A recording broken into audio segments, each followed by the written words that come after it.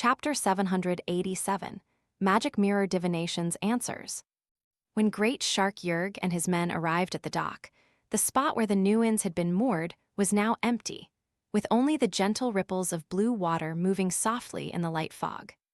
At that moment, Jurg and the other pirates stood frozen, as if they were staring at a surreal painting beyond their imagination. Soon, a deep panic gripped them. The admiral fled on the Nuins. What do we do now?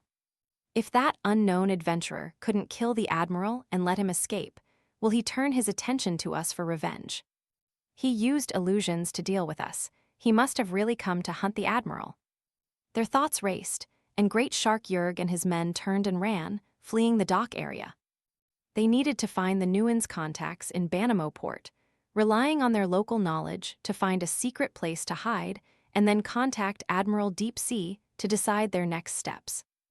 Inside the captain's cabin of the Nuins, Howell Constantine, having donned his translucent octopus mask again, stared at the nearly lightless, swaying seawater outside the thick glass window, feeling his internal and external wounds gradually healing with the help of medicinal potions. He couldn't help but recall his recent encounter. Though it was extremely painful, it brought him an unprecedented pleasure, leaving his soul almost completely blank. The joy it gave him far surpassed that of the women brought to the ship, making him want to experience it again despite his strong will. Phew, Howell Constantine exhaled, grateful that he had activated the Nuins' defense system in time. Otherwise, under the influence of that extreme pleasure, he would have been easily killed in the next second. He believed the assassins had felt the Nuins become extremely dangerous, leading them to retreat and flee the alchemical ship without pursuing him further. He did not regret not activating the defense system earlier. Being caught off guard, he had no time to do so. What puzzled Howell Constantine now was when the seed of pleasure had been planted in him, causing an explosive reaction upon seeing the true face and figure of that demoness. He muttered to himself, "Is that why the male assassin never attacked? Not that he didn't want to, but he couldn't, not until the pleasure seed had fully rooted in my soul. What are their true intentions beyond assassinating me? Are they after the secrets of the Nuins and the lost Nuins?" Lacking the necessary clues, Admiral Deep Sea found it hard to make a decisive judgment and could only suppress his emotions for now, planning to contact his subordinates in Banamo port once his body and soul had fully recovered to check if they had noticed anything unusual. Instinctively, he reviewed the recent events, trying to find investigative details. But removing the true intentions of the assassins made the whole affair seem like a deliberate setup by two demonesses and their companions to give him an ultimate pleasure, with the near-death experience being a normal part of it. In this world, many have died from pleasure without being attacked.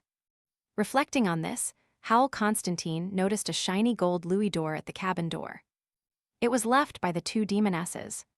Staring at the water at the doorstep and the gold coin, which had clearly been treated to prevent tracking, Howell Constantine suddenly had a ridiculous thought and fell into an indescribable silence. In the motel room, rented by Lumion and Company in Banamo port, Jenna quickly removed the Scotch broom-like decency brooch and submerged it in the aluminum military flask Lumion had given her. Almost simultaneously, Jenna felt the eyes of Lumion, Franca, and Anthony change significantly. Their gazes now held undisguised disgust, aversion, and malice. Jenna had felt malice from some people in the bars and dance halls of Trier's Rue Pasteur, but it was often mixed with desire and longing, unlike the pure hatred and loathing now directed at her. Of course, Jenna also noticed a certain amount of desire in Franca's disgust and aversion, as if she wanted to satisfy herself by domineering over Jenna.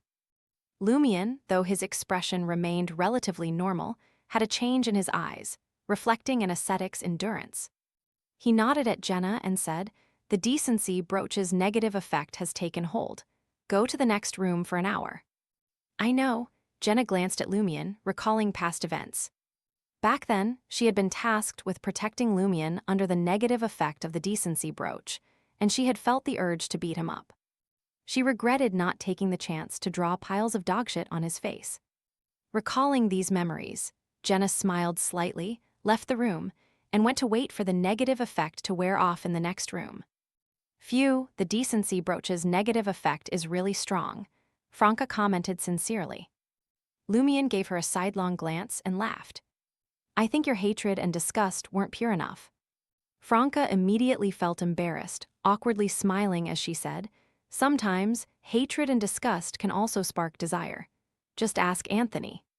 Before Lumion could turn to him, Anthony spoke up. It's true, the human brain and soul are complex. Different people might develop the same desire from different stimuli.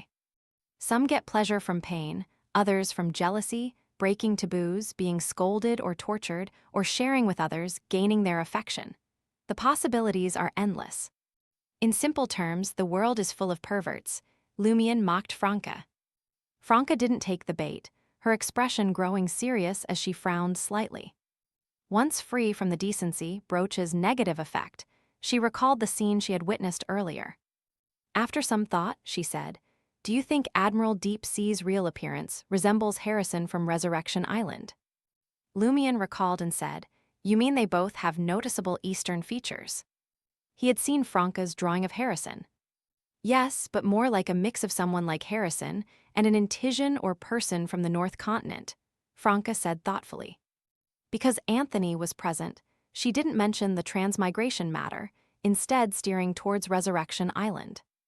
With a nod, Lumion replied, draw Hal Constantine's portrait, and we'll write to the Tarot Club Major Arcana card holders.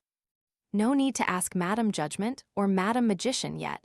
I'll try with Magic Mirror Divination first, Franca responded immediately. She began preparing the ritual in the room, sketching Hal Constantine's features from memory. This included an appearance similar to Resurrection Island residents, slightly pointed ears, dark blue near black thick hair, and the tentacle-like dark veins on his hands when holding the obsidian trident. Some details Franca hadn't noticed during the fight were now retrieved from her memory through the ritual. Lumion examined the portrait for a moment and said, it does have an Eastern style. Franca nodded, then busied herself with the magic mirror divination. Soon, the mirror on the desk turned dark, with faint sounds of water echoing within. Franca picked up the portrait of Admiral Deep Sea and asked the target of the magic mirror divination, what does this appearance signify? She didn't directly ask about Hal Constantine's origins, fearing it was beyond the magic mirror divination's knowledge. A hoarse, elderly voice emerged from the mirror. This is an elf. An elf, Lumion's temples throbbed. This was a legendary Beyonder race. Previously, Lumion had only known of elves as a mythical race from ancient times, living on the Sanya Sea's Sanya Island. He learned they were powerful, with their queen, Soniathrim, being one of the 8 ancient gods, ruling the sky and sea. In the real world, encountering a true elf since the 5th epoch was rare, only seeing occasional descendants with diluted bloodlines. Franca was equally shocked, blurting out, an elf or a half-elf mixed with humans. Half-elf, the hoarse voice responded. Though a half-elf, Hal Constantine's features show a strong elven bloodline. In theory, the sequence 5 ocean songster shouldn't cause such changes. A half-elf. Could the elves be descendants of transmigrators, living and thriving in this world? Elf legends date back to the 2nd epoch. Franca thought deeply, almost forgetting to ask the 3rd question. Gathering her thoughts, she pondered for a few seconds and asked, is the lost Nuins an ancient elven relic? Though elves supposedly lived on Sanya Island in ancient times, they once ruled the seas, so leaving relics in other seas was plausible. Yes, if Hal Constantine is a pure-blooded half-elf, it makes sense he wore a mask to disguise as a sea monster. The Church of the Lord of Storms supposedly hates pure-blooded elves. The elderly voice in the mirror answered Franca's 3rd question, I don't know. All right. Franca ended the magic mirror divination and fell into a long silence. She suddenly regretted using Admiral Deep Sea Hal Constantine merely to digest the pleasure potion this time. Instead of training the team and exchanging fate, they should have gotten Lumion to strike fully with their support to see if they could capture the elf alive.